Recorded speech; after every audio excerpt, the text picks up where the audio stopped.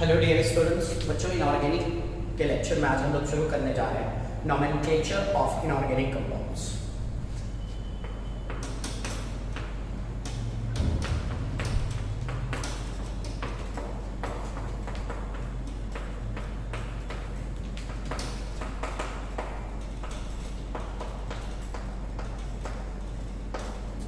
तो बच्चों हेडिंग क्या है? Nomenclature of inorganic compounds. इस टॉपिक को शुरू करने के पहले ही मैं आपको एक चीज बता दूं कि ऑर्गेनिक कंपाउंड्स के लिए हम लोग आईपीसी नोमेनक्लेचर पढ़ते हैं। क्या बच्चों बात क्लियर है? ओके, कॉमन नेमिंग भी पढ़ते हैं वहां पे हम लोग, बट यहाँ पे इनऑर्गेनिक कंपाउंड्स के लिए हम लोग आईपीसी नोमेनक्लेचर नहीं पढ़ेंगे। ऑल्दो इनऑर्गेनिक कंपाउंड्स का आईपीसी नोमेनक्लेचर होता है, ऐसा नहीं है कि इनके लिए आईपीसी नोमेनक्लेचर वैलिड नहीं है, but it is too complex.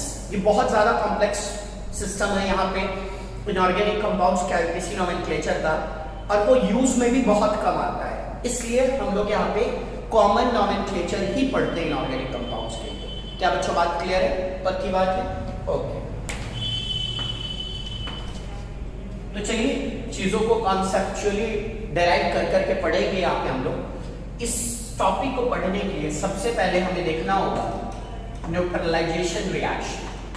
As you all know कि एक एसिड और एक बेस आपस में रिएक्ट करेंगे, सॉल्ट और वाटर बनेगा। उसी रिएक्शन को अपन क्या बोलते हैं? Neutralisation reaction. तो बच्चों लेट्स से हमारे पास कोई एसिड है HA, क्लियर? अपन एक्वस मीडियम में ही डिस्कशन करेंगे। लेट्स से कोई बेस है हमारे पास BOH, ठीक है बच्चों? ऑब्वियसली ये भी अपने पास एक्वस मीडियम में ही होगा, ठीक है? नोमेनक्लेचर ऑफ इनऑर्गेनिक कंपाउंड्स के दौरान जो भी एसिड और बेस अपन लेंगे वो सब आर्हेनियस एसिड और आर्हेनियस बेस होंगे। क्या बच्चों बात क्लियर है? ओके, तो बताइए जरा HA क्या करेगा? HA H+ आयन देगा क्योंकि वो एक एसिड है। BOH क्या करेगा? BOH एक बेस है तो वो OH- आयन देगा। क्लियर है बच्चों? तो यहां से निकला हुआ H+, यहां से निकला हुआ OH-, ये दोनों मिलकर क्या बना लेंगे? वाटर बना लेंगे। क्या बच्चों बात क्लियर है?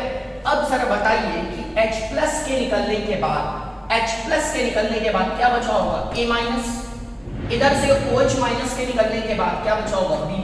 क्या बच्चों बात क्लियर है? तो ये दोनों मिलके क्या बना लेंगे? Ba। क्लियर? पक्की बात? तो HA एक्वस क्या था हमारे लिए? बोलिए, ये था हमारे लिए एसिड। कैसा एसिड? Arrhenius acid. क्या बच्चों बात क्लियर है? ओके। BOH एक्वस क्या है हमारे लिए? बेस है। कैसा बेस है? ऑब्वियसली आर्हेनियस बेस है। फिर से एक बार बता दूं, नोमेनक्लेचर के दौरान जो एसिड और बेस लिए जाएंगे वो आर्हेनियस एसिड और आर्हेनियस बेस ही होंगे। क्लियर है बच्चों? ये क्या है हमारे पास? सॉल्ट, और फिर क्या है हमारे पास? वाटर। क्या बच्चों बात क्लियर है? अब आपको मैं बताऊं कि basically nomenclature of inorganic compounds में अपने को सॉल्ट्स के नोमेनक्लेचर पे फोकस करना होता है। क्या बच्चों बात क्लियर है? तो अगर अपन सॉल्ट्स को अच्छे से विजुअलाइज करें तो आपको एक चीज दिखेगा कि एक सॉल्ट दो डिफरेंट यूनिट से बना हुआ होता है। एक सॉल्ट दो डिफरेंट यूनिट से बना हुआ होता है। देखिए, B पे क्या आएगा? प्लस चार्ज, और A पे क्या आएगा? Minus charge. It means B+ क्या है हमारे लिए? कटायन। B+ क्या है हमारे लिए? बोलिए, कटायन। क्या बच्चों बात क्लियर है? और इसी को हम लोग बोलते हैं बेसिक रेडिकल। क्या बोलते हैं? Basic radical. क्यों बोलते हैं बेसिक रेडिकल? क्योंकि B+ का सोर्स क्या है? B+ का सोर्स एक बेस है।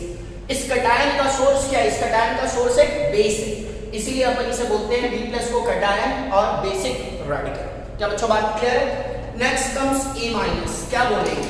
अनायन बोल सकते हैं, और क्या बोल सकते हैं? और बोल सकते हैं एसिडिक रेडिकल। क्या बोल सकते हैं? Acidic radical. क्यों बोल रहा है एसिडिक रेडिकल?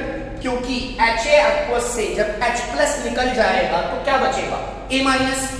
तो ऑब्वियसली A- जो अनायन है इसका सोर्स क्या है? इसका सोर्स कोई एसिड है, इसीलिए A- का सोर्स कोई एसिड है तो अपन इसे एसिडिक रेडिकल बोलेंगे, और B+ का सोर्स कोई बेस है इसलिए हम लोग उसे बेसिक रेडिकल बोलेंगे। क्या बच्चों यहां तक मुद्दा क्लियर है? तो अपन लिख सकते हैं कि सॉल्ट कंसिस्ट्स ऑफ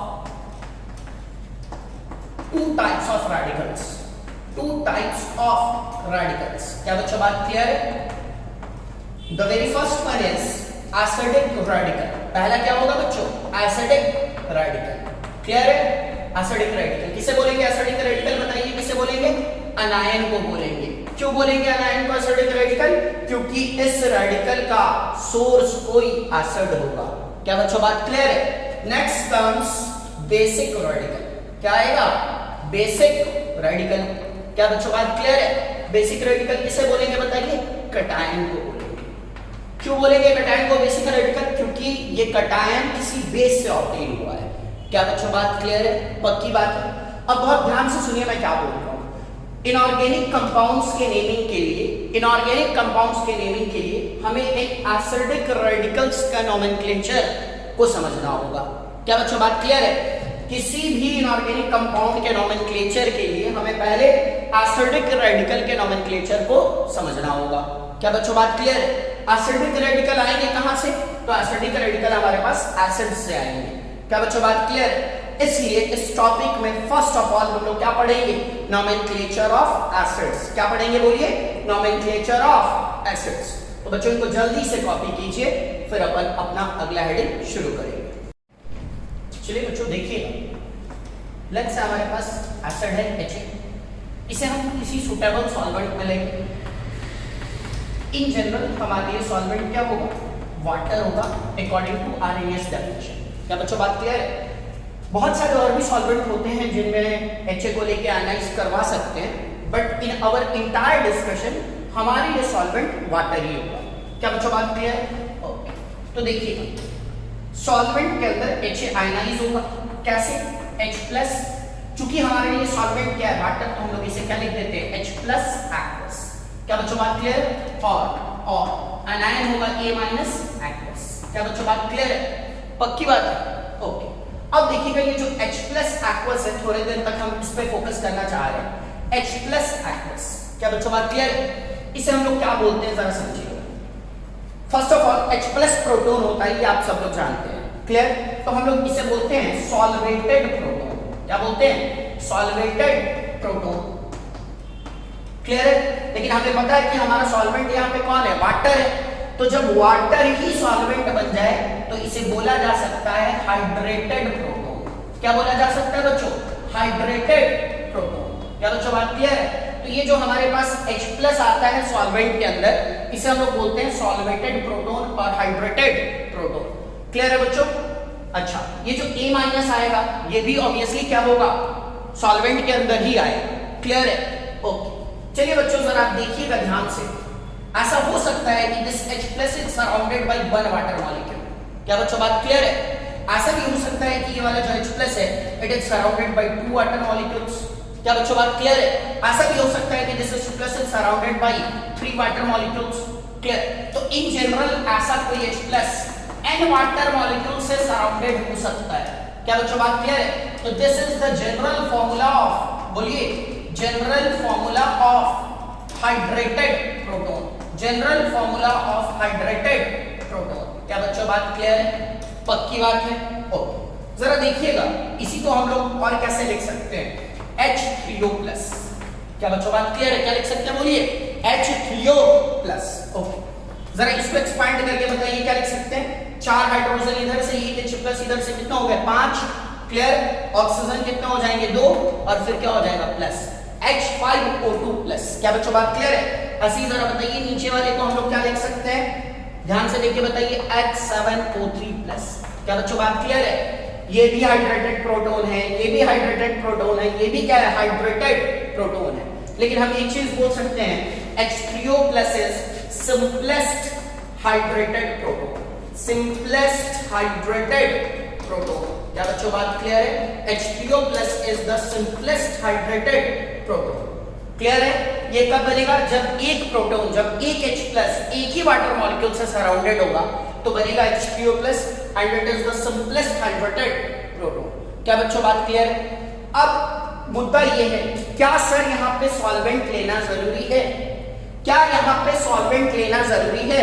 अगर अपन यहाँ सॉल्वेंट ना ले, अगर अपन यहाँ सॉल्वेंट ना ले तो क्या फिर HA आयनाइज हो पाएगा?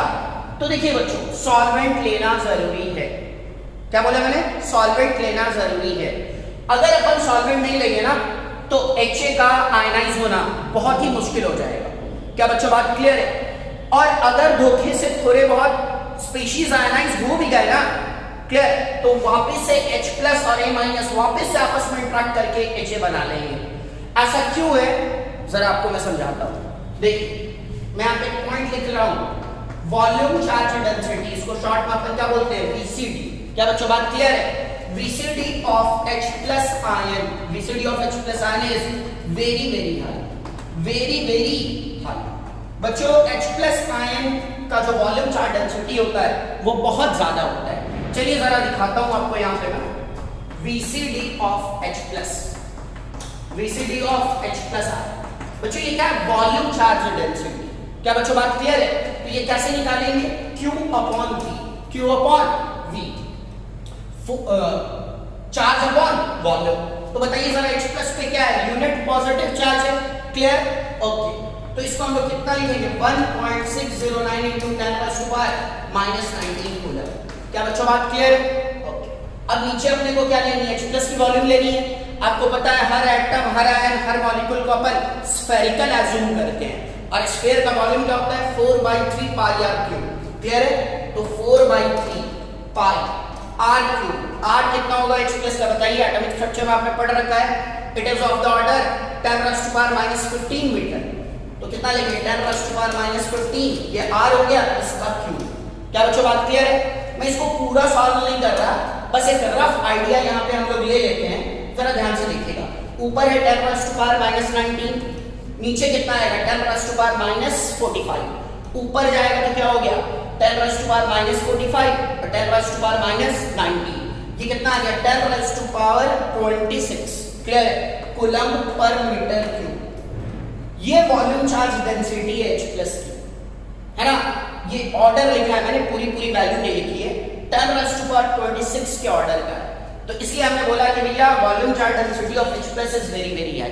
क्या बच्चों बात क्लियर है? ओके, अब आप सब लोग एक चीज जानते हैं, force is directly proportional to charge density, force is directly proportional to charge density। क्या बच्चों बात क्लियर है? ये बहुत बेसिक सी चीज है, सब लोग जानते हैं।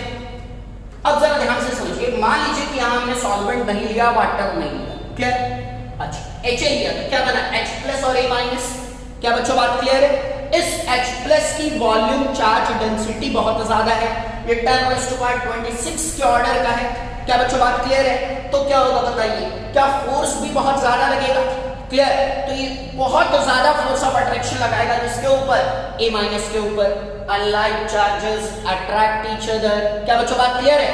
तो क्या होगा, वापस से H प्लस और A माइनस मिलके क्या बना लेंगे, HA बना लेंगे।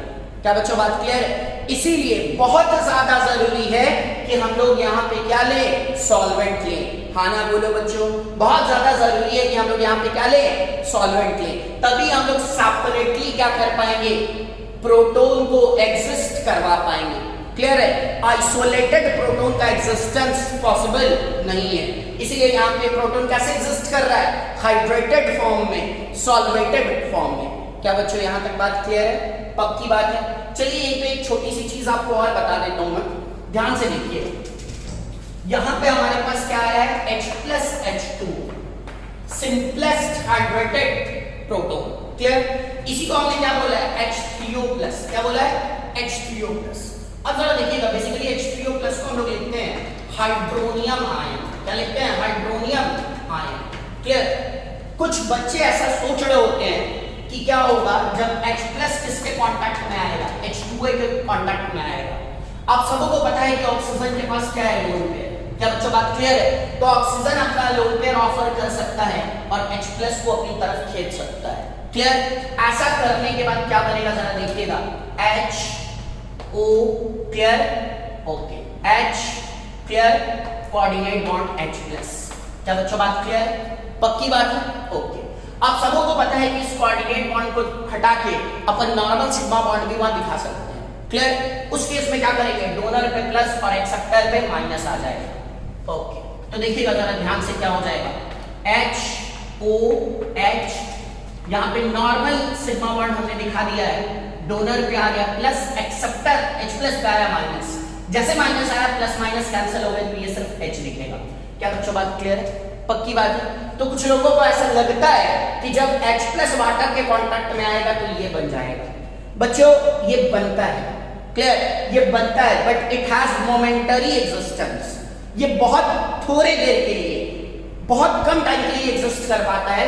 और याद रखिएगा इसे हम लोग हाइड्रोनियम आयन नहीं बोलते हैं, ऑक्सोनियम आयन बोलते हैं। क्या बोलते हैं? ऑक्सोनियम आयन, क्योंकि पॉजिटिव चार्ज किस पे है? ऑक्सीजन पे है, और यहां पॉजिटिव चार्ज किस पे है? हाइड्रोजन पे है। क्या बच्चों बात समझ में आया? तो H3O प्लस दो डिफरेंट फॉर्म्स में एग्जिस्ट कर सकता है, या तो प्लस चार्ज किस पे हो? हाइड्रोजन पे हो, या तो प्लस चार्ज किस पे हो? ऑक्सीजन पे हो। क्या बच्चों बात क्लियर है? पक्की बात है? कंफर्म?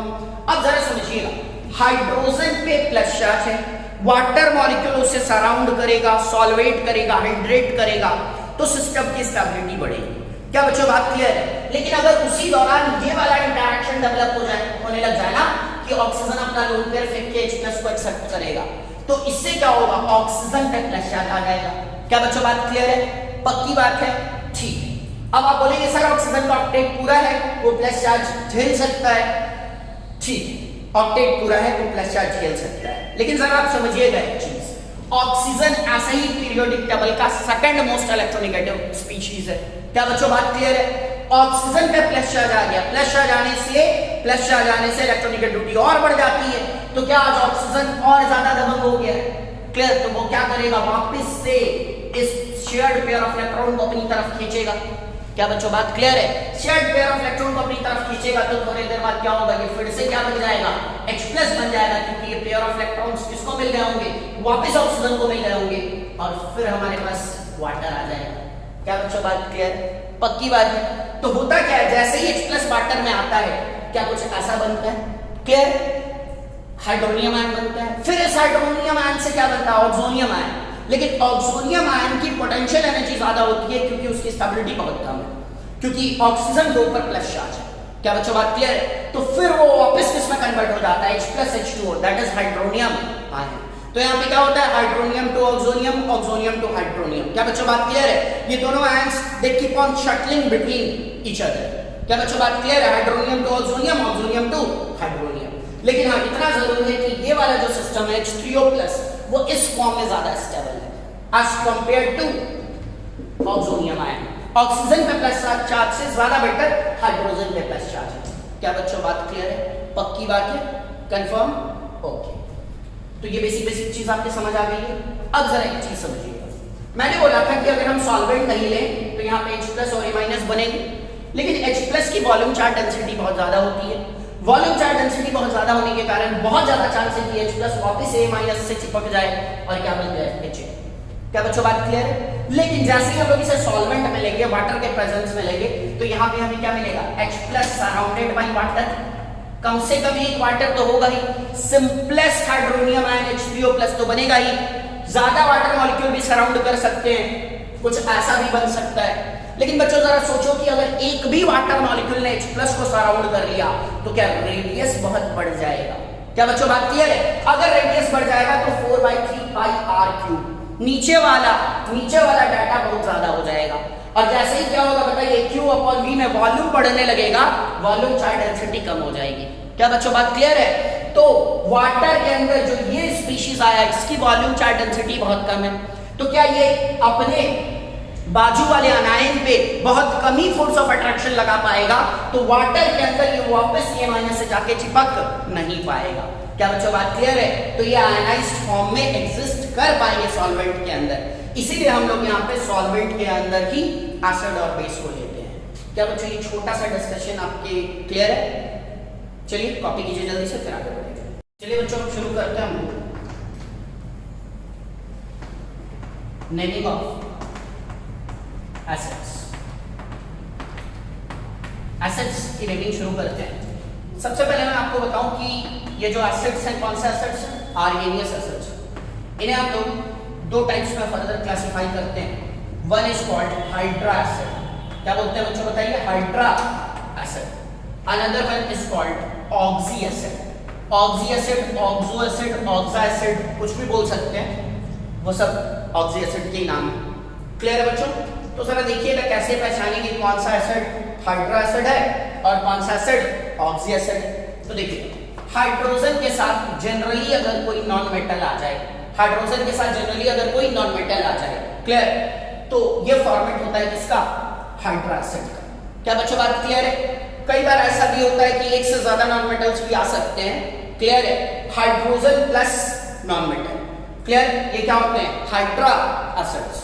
जैसे एग्जांपल देखिए, HF, HCl, HBr, HI, H2S।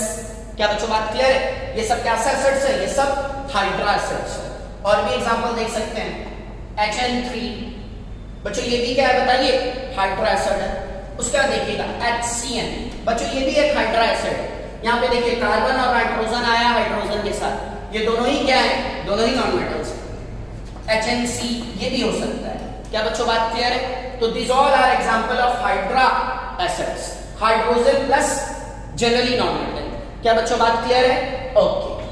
HF, HCl, HBr, HI, ठीक। H2S, यहाँ पे क्या देखा आपने? दो हाइड्रोजन आ गए, क्लियर? बच्चों इस बात से कोई फर्क नहीं पड़ता कि कितना हाइड्रोजन है कितने नॉन मेटल है। यहाँ पे देखिए N कितने हैं? 3 नाइट्रोजन आ गए, इस बात से भी कोई फर्क पड़ने वाला नहीं है। यहाँ पे 2 डिफरेंट टाइप के नॉन मेटल्स आ गए। क्या बच्चों बात क्लियर है? कितने भी हाइड्रोजन हो सकते हैं, कितने भी नॉन मेटल हो सकते हैं। ये फॉर्मेट किसका होता है? हाइड्रोजन प्लस नॉन मेटल वाला। ये फॉर्मेट हाइड्रा एसिड्स का होता है। क्या बच्चों बात क्लियर है? Okay. Next comes oxy acid. देखिए कैसे पहचानते हैं ऑक्सी एसिड को? Hydrogen plus oxygen plus third element, hydrogen plus oxygen plus third element. बच्चों एक चीज ध्यान रखिएगा, अक्सर बुक्स में यहाँ पे लिखा होता है hydrogen plus oxygen plus non metal. क्या बच्चों बात क्लियर है? बट यहाँ पे मेटल्स भी आ सकते हैं और बहुत फ्रिक्वेंटली आ जाते हैं कई बार मेटल्स, क्लियर है? इसलिए हमने यहाँ पे नॉन मेटल लिखने वाली गलती नहीं की है। यहाँ पे रियरली कभी मेटल आएगा, क्लियर है? शायद ही कभी मेटल आएगा, इसलिए हमने यहाँ पे नॉन मेटल लिख लिया है। और तो मैंने जनरली नॉन मेटल बोला था, क्लियर? लेकिन यहाँ अपन जनरली नॉन मेटल भी नहीं बोलेंगे क्योंकि यहाँ बहुत फ्रिक्वेंटली मेटल दिखाई दे सकता है आपने, क्लियर? तो क्या हो गया? Hydrogen plus oxygen plus third element, clear है बच्चों? तो ये फॉर्मेट क्या होता है? ये फॉर्मेट होता है ऑक्सी एसिड्स का। बहुत सारे एग्जांपल है हमारे पास। Most common example is H2SO4। क्या बच्चों बात क्लियर है? हाइड्रोजन भी है, ऑक्सीजन भी है और कोई तीसरा एलिमेंट भी है, तो ये क्या हो गया बताइए? ये हो गया oxy acid. HNO3 again oxy acid, hydrogen भी है, ऑक्सीजन भी है, नॉन मेटल भी है, इट मींस थर्ड एलिमेंट भी है। क्या बच्चों बात क्लियर है? हाइड्रोजन भी है, ऑक्सीजन भी है, थर्ड एलिमेंट भी है, तो ये भी क्या हो गया? Oxy acid. Next is H3PO4, ये भी क्या है बच्चों हमारे पास? ये हमारे पास ऑक्सी एसिड है। क्या बच्चों बात क्लियर है? और भी बहुत सारे एग्जांपल है, जरा ध्यान से देखिएगा। H3AlO3, H3AlO3। अब देखिए हाइड्रोजन भी है, ऑक्सीजन भी है, थर्ड एलिमेंट भी है, और जरा ध्यान से देखिए थर्ड एलिमेंट कौन है? एल्युमिनियम। एल्युमिनियम एक मेटल है। क्या बच्चों बात क्लियर है? तो क्या यहाँ पे हमने थर्ड एलिमेंट लिख के सही करा है? थर्ड एलिमेंट नॉन मेटल भी हो सकता है like sulphur, nitrogen, phosphorus. Third element metal भी हो सकता है लाइक एल्युमिनियम, और भी बहुत सारे हैं, देखिएगा। H2CrO4, H2CrO4, हाइड्रोजन भी है, ऑक्सीजन भी है, थर्ड एलिमेंट क्रोमियम है, क्रोमियम एक मेटल है। क्या बच्चों बात क्लियर है? पक्की बात है। तो ये फॉर्मेट किनका? ये फॉर्मेट है ऑक्सी एसिड्स का, हाइड्रोजन प्लस ऑक्सीजन प्लस, बोलिए, थर्ड एलिमेंट। यहां भी नंबर्स पे कोई कंस्ट्रेंट नहीं है, कितने भी हाइड्रोजन, कितने भी ऑक्सीजन, कितने भी थर्ड एलिमेंट हो सकते हैं, इससे कोई फर्क पड़ने वाला नहीं है। क्या बच्चों बात क्लियर है? ओके। अब जरा ध्यान से समझिएगा, H2SO4 को हम लोग बोलते हैं ऑक्सी एसिड ऑफ सल्फर। क्या बोलते हैं? Oxy acid of sulphur. HNO3 को हम लोग बोलते हैं oxy acid of nitrogen. H3PO4 को हम लोग बोलते हैं oxy acid of phosphorus. It clearly means कि ऑक्सी एसिड हमेशा थर्ड एलिमेंट से ही पहचाना जाता है। अब कुछ सोचो ना, हाइड्रोजन और ऑक्सीजन तो हर जगह कॉमन है, हाइड्रोजन और ऑक्सीजन तो हर ऑक्सी एसिड में कॉमन है, तो डिस्टिंग्विश करने का तरीका क्या है? थर्ड एलिमेंट ही है। क्या बच्चों बात क्लियर है? This is oxy acid of aluminium, this is oxy acid of chromium. क्या बच्चों बात क्लियर है? तो ऐसे करके अपन किसी हाइड्रा एसिड या किसी ऑक्सी एसिड को पहचान सकते हैं। क्या बच्चों बात क्लियर है? ओके। तो बच्चों पहले हम लोग हाइड्रा एसिड्स का नोमेनक्लेचर कर लेते हैं, फिर हम लोग ऑक्सी एसिड्स पे आएंगे। तो बच्चों शुरू करते हैं नेमिंग ऑफ एसिड्स। इसमें अपन पहले किन्हें पढ़ेंगे बताइए? हाइड्रा एसिड्स को पढ़ेंगे, हाइड्रा एसिड्स को। बच्चों एक चीज बहुत ध्यान से समझिएगा, बेस्ड अपॉन फेजेस इनका नाम वेरी करता है। अगर अपन गैसियस फेज में बात करें तो इनका नाम होता है hydrogen plus non metal plus ide gas. क्या बच्चों बात क्लियर है? Hydrogen plus non metal plus ide gas. Clear? Okay. Liquid या एक्वस फेज में इनका नाम होता है hydro plus non metal plus ic acid. क्या बच्चों बात क्लियर है? तो बेस्ड अपॉन डिफरेंट फेजेस इनका नाम भी वेरी करता है। गैसियस फेज में इनका नाम होता है hydrogen plus non metal plus ide gas. ध्यान से देखिएगा, यहाँ हमने नाम में एसिड यूज नहीं किया है। क्लियर है? क्योंकि आप सबको को पता होगा कि according to Arrhenius definition of acids, species capable of furnishing H+ ion in water, है ना? जो स्पीशीज पानी के अंदर H+ आयन देंगी उन्हें ही एसिड बोलते हैं। क्लियर? और ये जो हाइड्रा, ऑक्सी वगैरह ये सब किसके क्लासिफिकेशन है? ये सब आर्हेनियस एसिड के क्लासिफिकेशन है। इसीलिए बच्चों यहाँ पे गैसियस मीडियम में इनके नाम में एसिड अपन यूज नहीं करेंगे, लेकिन एक्वस मीडियम में हम लोग बकायदा इनके नाम में एसिड यूज करेंगे, hydro plus non metal plus ic acid. क्या बच्चों बात क्लियर है? तो बेसिकली ये तरीका है नोमेनक्लेचर ऑफ हाइड्रा एसिड्स का। चलिए एग्जांपल शुरू करते हैं। सबसे पहले हमारे पास HF है। क्या बच्चों बात क्लियर है? अब बताइए जरा गैसियस फेज में इसका नाम क्या होएगा? देखिए फॉर्मेट देखिए, हाइड्रोजन, आगे क्या होएगा बताइए? Fluoride gas. सही है क्या? Hydrogen fluoride gas. क्या बच्चों बात क्लियर है? ओके।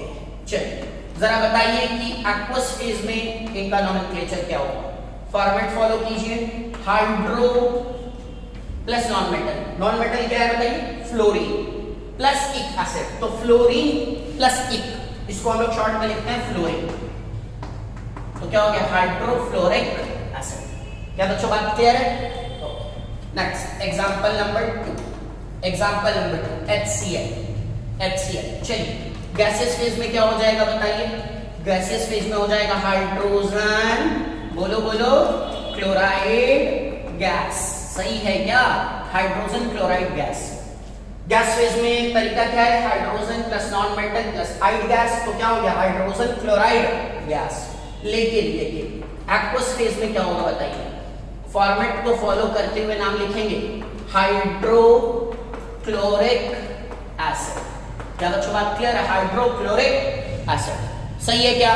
तो अगर कभी आपसे बोला जाए हाइड्रोजन क्लोराइड तो आप समझ लीजिएगा कि HCl गैस की बात हो रही है। क्या बच्चों बात क्लियर है? लेकिन अगर कभी आपसे बोला जाए हाइड्रोक्लोरिक एसिड तो समझ लीजिएगा कि HCl एक्वस की बात हो रही है। क्या बच्चों बात क्लियर है? ओके। Example 3 HBr। ये भी गैसियस और एक्वस फेज में। ये आपका होमवर्क है, आप खुद से कर लेंगे। क्लियर है? Next example 4 HI। ये भी गैसियस और एक्वस फेज में। बच्चों ये भी आपका होमवर्क है, आप खुद से कर लेंगे। क्या बच्चों बात क्लियर है? चलिए आगे बढ़ते हैं। एग्जांपल 5। एग्जांपल 5 में H2S। क्या है बच्चों? H2S। ओके। गैसियस फेज में क्या होगा? फॉर्मेट को फॉलो कर दीजिए सिंपल, हाइड्रोजन सल्फाइड गैस। क्या बच्चों बात क्लियर है? Hydrogen sulphide gas. Clear? Aqueous phase में क्या होगा जरा ये बताइए, जल्दी से बताइए। Hydro sulphuric acid. सही है क्या? Hydro sulphuric acid. फिर से बताओ, H2S गैसियस फेज में क्या होगा? Hydrogen sulphide gas. क्लियर है? और एक्वस फेज में क्या होगा? Hydro sulphuric acid. क्लियर है बच्चों? चलिए next example, example number 6 important है, स्टार्ट आपका HN3। क्या बच्चों? HN3। ओके। अब देखिए गैसियस और एक्वस फेज में इसका नाम क्या होता है? ध्यान से समझिए। गैसियस फेज में हम लोग से बोलते हैं hydrogen azide gas. Hydrogen azide gas. क्या बच्चों बात clear? Hydrogen azide gas. Okay. और एक्वस फेज में हम लोग इसे बोलते हैं हाइड्रो एजोइक एसिड। ध्यान से समझिएगा, हाइड्रो एजोइक एसिड। तो बच्चों जब हाइड्रो प्लस एजोइक हम लोग करते हैं ना, तो इसी को शॉर्ट में हम लोग लिख देते हैं हाइड्राजोइक एसिड। आप अभी भी बहुत सारे फॉरेन राइटर्स की बुक में देखेंगे तो ऐसे ही लिखा रहता है, बीच में डैश डाला रहता है, हाइड्रोएजोइक एसिड। क्लियर है? लेकिन अपन इसी को शॉर्ट में लिख देते हैं हाइड्रोजोइक एसिड। क्या बच्चों बात क्लियर है? पक्की बात है? ओके। देखिए कुछ बच्चों पे यहाँ कंफ्यूजन हो रहा होगा कि सर यहाँ पे हमने क्या पढ़ा था, hydrogen plus non metal plus hide gas. Clear? तो नॉन मेटल तो नाइट्रोजन है। क्लियर? तो यहाँ पे नाइट्रोजन आना चाहिए था। तो बच्चों हम लोग बातें करेंगे कि यहाँ पे नाइट्रोजन क्यों नहीं आया है। ऐसे भी आपको इतना तो पता होगा कि एजो नाइट्रोजन के लिए यूज किया जाता है, ये तो पता होगा आपको। फिर भी मैं बताऊंगा कि यहाँ पे हम लोग एजो क्यों यूज कर रहे हैं, नाइट्रोजन क्यों नहीं यूज कर रहे हैं, इस पर हमारा डिस्कशन होगी। क्या बच्चों यहाँ पे क्लियर है? पक्की बात है? ठीक है, चलिए आगे बढ़ते हैं। नेक्स्ट एग्जाम्पल नंबर 7, विजिबल है? Example number 7, HCN। क्या बच्चों बताइए? HCN। ठीक है, गैसियस फेज में क्या होगा? गैसियस फेज में होगा हाइड्रोजन साइनाइड गैस। क्या बच्चों बात क्लियर है? Hydrogen cyanide gas. और एक्वस फेज में क्या होगा जरा बताइए? Hydrocyanic acid. क्या बच्चों बात क्लियर है? HCN गैसियस फेज में होगा हाइड्रोजन साइनाइड गैस और एक्वस फेज में क्या होगा? Hydrocyanic acid HCl। क्या बच्चों बात क्लियर है? Next is example number 8। Example number 8, example number 8 HMC है और ये आप लोग खुद पे खुद से करेंगे, ठीक है, in gaseous phase and in aqueous phase. Clear है बच्चों? तो example number 3, example number 4 and example number 8 is your homework. बच्चों जरा 7th और 8th इलस्ट्रेशन में समझिएगा। फॉर्मेट तो था hydrogen plus non metal plus hide gas, लेकिन यहाँ पे क्या कॉम्बिनेशन ऑफ दो नॉन मेटल्स है हाइड्रोजन के साथ। यहाँ भी क्या है? Combination of 2 non metals. क्या बच्चों बात क्लियर है? इसलिए नाम लिखने का तरीका थोड़ा बदल गया है। क्या हो गया है? हाइड्रोजन साइनाइड गैस और हाइड्रोसाइनिक एसिड। एग्जांपल नंबर 8 आप खुद से करेंगे। क्या बच्चों बात क्लियर है? तो ये क्या है? ये तरीका है नोमेनक्लेचर ऑफ हाइड्रा एसिड्स का, बेस्ड अपॉन कि वो कौन से फेज में प्रेजेंट है। गैसियस फेज और एक्वस फेज में नोमेनक्लेचर का तरीका डिफरेंट होता है। क्या बच्चों बात क्लियर है? अब यहीं पे हम लोग इन एसिड से आए हुए अनायंस का नोमेनक्लेचर सीखेंगे। क्या बच्चों बात क्लियर है? जैसा मैंने शुरू में ही आपको बोला है कि हमें एसिडिक रेडिकल्स के नोमेनक्लेचर पे फोकस करना है। तो एसिडिक रेडिकल कौन से होते हैं? एसिड से आने वाले अनायन को ही हम लोग एसिडिक रेडिकल बोलते हैं। तो इसको कॉपी कीजिए। अब हम यहां से जनरेट होने वाले अनायंस के नोमेनक्लेचर को देखेंगे। ठीक है बच्चों? देखिए बच्चों, नेमिंग ऑफ हाइड्रा अनायंस। क्या बच्चों? Naming of hydra anions. ठीक है, ओके। तो लेट्स से हमारे पास कोई एसिड है HNA। क्या बच्चों बात क्लियर? नंबर ऑफ हाइड्रोजन इसमें कितने हैं? N। क्लियर? ओके। ये कैसा एसिड है हमारे पास? Hydra acid. ठीक है बच्चों? ओके। अब हमने क्या करा? यहां से H+ निकालना शुरू करा और मान लीजिए कि हमें बारी बारी से सारे H+ निकाल दिए। तो बताइए हमने यहां से कितने H+ निकाले होंगे? NH+ निकाल दिए। क्या बच्चों बात क्लियर है? ओके। अब बताइए यहाँ क्या बना?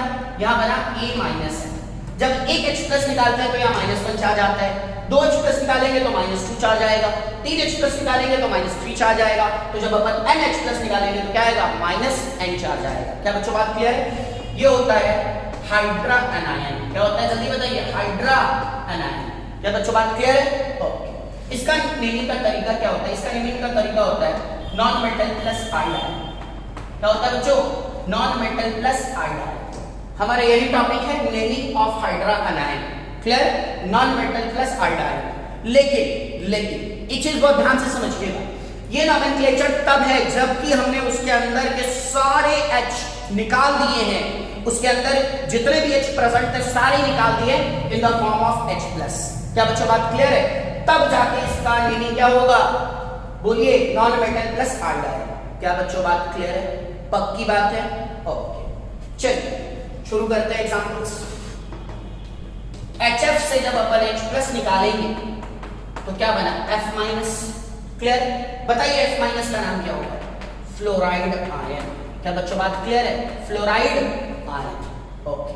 नेक्स्ट HCl से जब अपन H प्लस निकालेंगे क्या बना, Cl माइनस, क्या बना बताइए, क्लोराइड आयन। क्या बच्चों बात क्लियर है? अब HBr के लिए आप लोग खुद कर लोगे ना, HCl के लिए भी आप सब, HI के लिए भी आप लोग खुद से कर लेना। क्या बच्चों बात क्लियर है?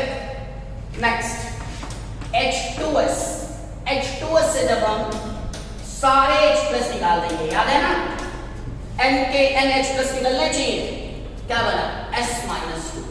क्या बच्चों बात क्लियर है? S-2 तो क्या होगा, ये हो जाएगा सल्फाइड आयन। क्या हो जाएगा बताइए, सल्फाइड आयन। अब कोई बच्चा सोच रहा होगा सर अगर हमने सारे H प्लस नहीं निकाले तो नाम लिखने का क्या तरीका होगा? तो चलिए बच्चों यहीं पे हम लोग देख लेते हैं नाम लिखने का क्या तरीका होगा। देखिए H2S, लेट्स से कि हमने इसे एक ही H प्लस निकाला तो क्या बना, HS माइनस। क्या बच्चों बात क्लियर है? क्या बना, HS माइनस। तो देखिए ये भी क्या है, ये भी एक हाइड्रा आयन है, ये भी एक हाइड्रा आयन है, तो नोमेनक्लेचर का तरीका ऐसा ही होगा, non metal plus iodine, non metal plus iodine. लेकिन क्या साथ में हाइड्रोजन भी बचे हुए हैं? तो जितने हाइड्रोजन बचे हुए हैं आपको उनका नंबर भी मेंशन करना पड़ेगा। क्या बच्चों बात क्लियर है? ओके, तो यहां पे हम लोग लिखते हैं हाइड्रोजन सल्फाइड आयन। क्या बच्चों बात क्लियर है? क्या लिखते हैं, हाइड्रोजन सल्फाइड आयन, क्योंकि एक ही हाइड्रोजन बचा था, दो बचे होते तो डाई हाइड्रोजन सल्फाइड आयन लिखते, तीन बचे होते तो क्या लिखते हैं, ट्राई हाइड्रोजन सल्फाइड आयन, या एक ही बचा है तो मोनो हाइड्रोजन सल्फाइड आयन। लेकिन मोनो लिखना जरूरी नहीं होता, इसलिए अपन सीधे क्या लिखेंगे, हाइड्रोजन सल्फाइड आयन। क्या बच्चों बात क्लियर है? अब यहीं पे एक बहुत छोटी सी चीज समझिएगा, बहुत छोटी सी चीज समझिएगा। अक्सर बच्चे पूछते हैं क्या सर गैसियस फेज में इनके नाम में गैस लिखना जरूरी है?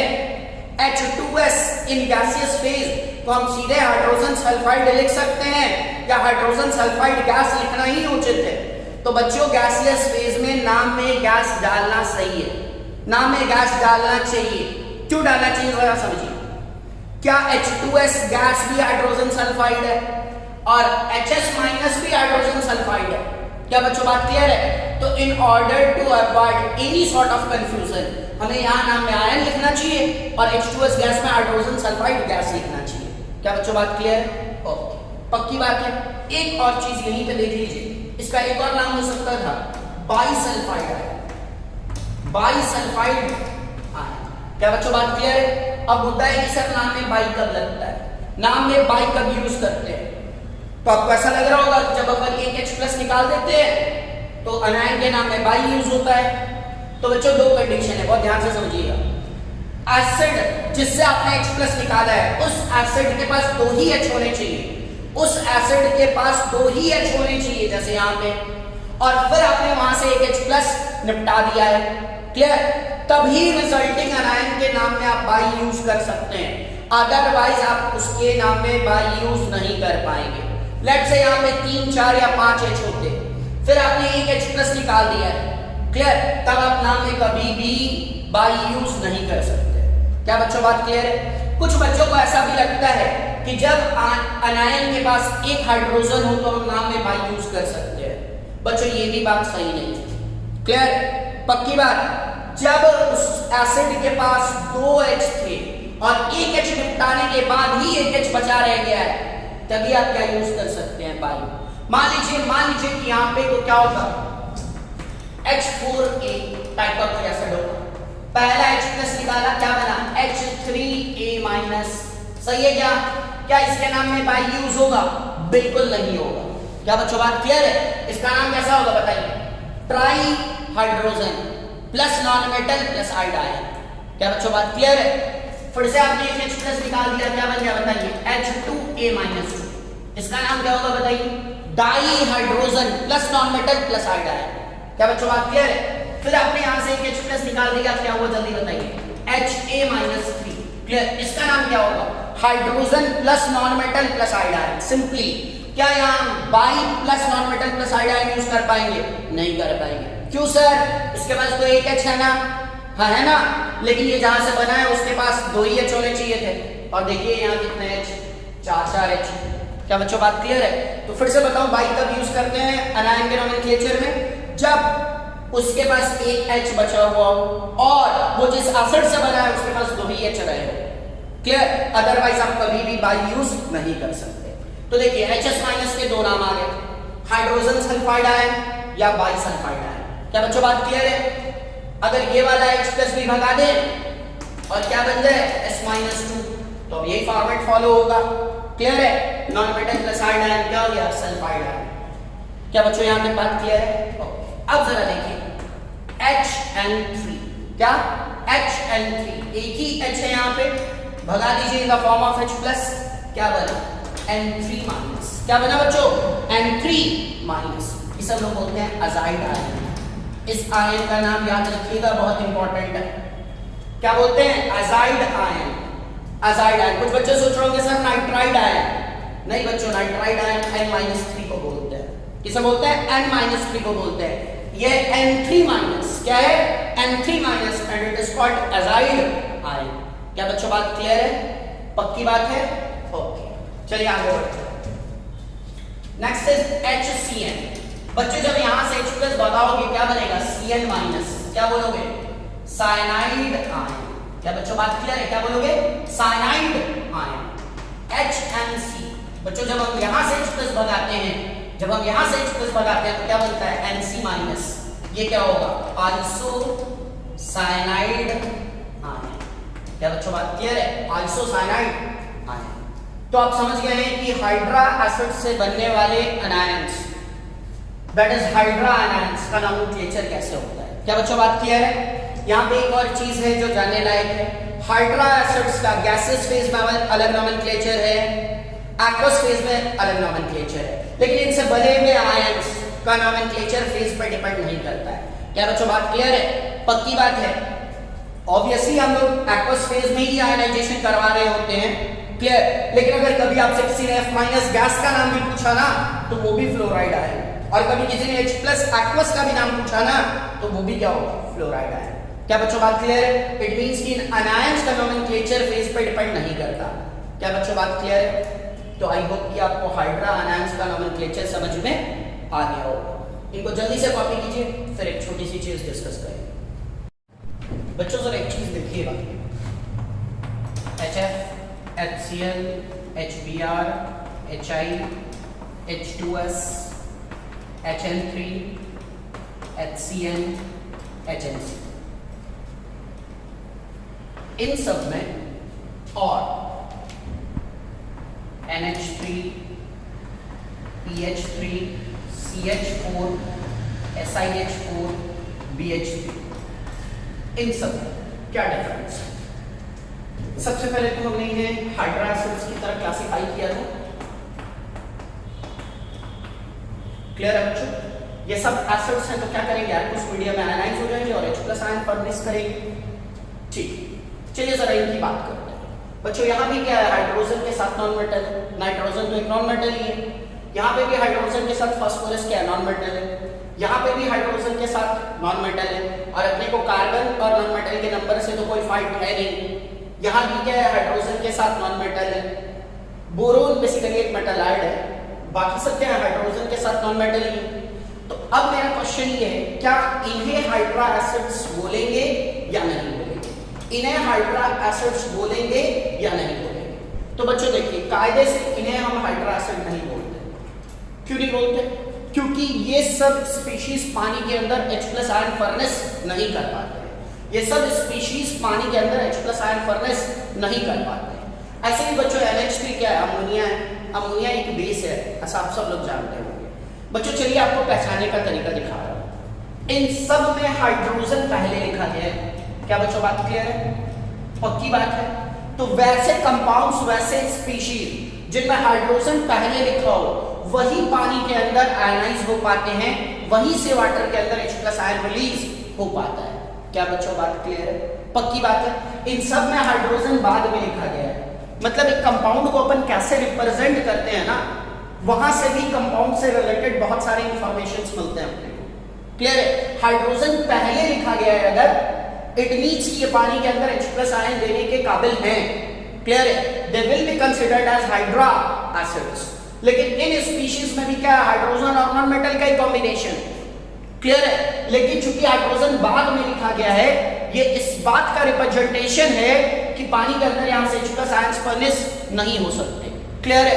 इसी कारण से हम लोग इन्हें हाइड्रा एसिड की तरह कैटेगराइज नहीं कर रहे हैं। क्या बच्चों बात क्लियर है? लेकिन शुरू में मैंने आज आपको बताया था कि सॉल्वेंट के हमारे पास और भी ऑप्शंस होते हैं। क्लियर है? तो इट इज क्वाइट पॉसिबल कि किसी दूसरे सुटेबल सॉल्वेंट में ये लोग H+ आयन रिलीज कर दें। ऐसा हो सकता है, ऐसा होता भी है। क्लियर है? मैं बहुत डिटेल में नहीं जा रहा क्योंकि वो सारी चीजें हमारे सिलेबस का पार्ट नहीं है। हमारे इंटायर सिलेबस में सॉल्वेंट वाटर ही रहेगा। क्या बच्चों बात क्लियर है? लेकिन ऐसा होता है कि अगर अपन कोई सुटेबल सॉल्वेंट ले लें अदर देन वाटर, तो ये सारे स्पीशीज भी H+ आयन फर्नेस करना चालू कर सकते हैं। क्या बच्चों बात क्लियर है? और ये चीज जो मैंने पहले बताई कि अगर H पहले लिखा होगा तो वहां से H+ आयन निकल जाएगा, वो एसिड की तरह बिहेव करेगा, और H बाद में लिखा होगा तो वो पानी के अंदर, वाटर के अंदर H+ आयन फर्नेस नहीं कर पाएंगे। ये कंप्लीट डिस्कशन सिर्फ इनऑर्गेनिक केमिस्ट्री में ही वैलिड है। जैसे मैं आपको एक एग्जांपल दे रहा हूं, ध्यान से देखिएगा। CH3COOH, ठीक है बच्चों, CH3SO3H। क्या बच्चों बात क्लियर है? अब जरा देखिए, यहां से यही वाला H+ निकलेगा, यहां से भी यही वाला H+ निकलेगा। अब बताइए, ये हाइड्रोजन शुरू में लिखे गए हैं या बाद में लिखे गए हैं?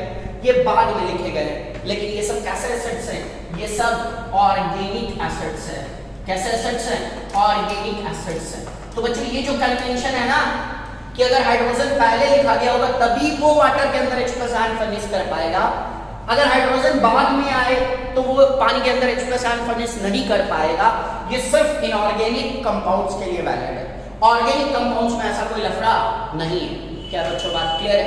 देख लीजिए, ये दोनों ही हाइड्रोजन एंड पे लिखे गए हैं और ये H+ आयन की तरह रिलीज भी हो जाएंगे। ये कार्बोक्सिलिक एसिड्स हैं और ये सल्फोनिक एसिड्स हैं। क्या बच्चों बात क्लियर है? अब एक चीज समझिए, इतना पता है कि हम इन्हें हाइड्रा एसिड्स नहीं बोलेंगे। क्लियर है? क्योंकि अपन आरएनएस एसिड्स को डील कर रहे हैं और आरएनएस एसिड्स के लिए हमारे पास मात्र एक सॉल्वेंट क्या होता है? वाटर होता है। लेकिन बच्चों इनको भी हाइड्रा एसिड मानते हुए इनका नोमेनक्लेचर किया जा सकता है, जस्ट लाइक हाइड्रा एसिड। जैसा हमने हाइड्रा एसिड्स के लिए गैसियस फेज और एक्वस फेज में पढ़ा है नोमेनक्लेचर, वैसी नोमेनक्लेचर हम लोग इनके लिए भी कर सकते हैं, इनको हाइड्रा एसिड मानते हुए। क्या बच्चों बात क्लियर है? पक्की बात है? ठीक है, चलिए आगे बढ़ते हैं।